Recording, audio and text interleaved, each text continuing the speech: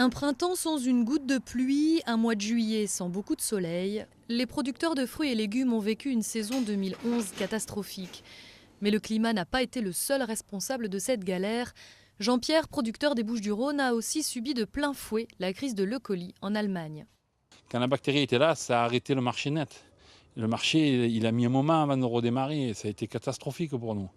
En sachant qu'on a un prix de revient à 30 centimes pratiquement du concombre et on l'a vendu jusqu'à 13 centimes la pièce.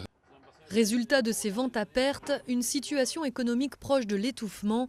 Pour le seul département des Bouches-du-Rhône, les producteurs de fruits et légumes évaluent à plus de 100 millions d'euros leur déficit cette année. Et comme si cela ne suffisait pas, ils sont étranglés par les marges que leur impose la grande distribution. Aujourd'hui, on est dans un pays où on ne parle plus que de discount. Et il faudrait que les fruits et légumes, ce soit aussi discount. Mais pour faire un discount, il faudrait que les prix, les coûts de production soient eux aussi discount, ce qui n'est pas le cas en France. Le ministre de l'Agriculture, Bruno Le Maire, a promis des mesures pour lutter justement contre les différences de coût du travail entre la France et les pays frontaliers.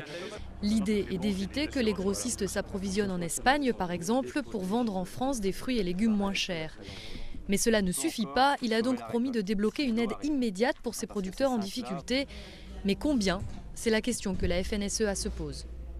Le ministre de l'Agriculture a pris des engagements un peu hasardeux. Il a dit qu'il y aura des millions. Alors, c'est combien des millions?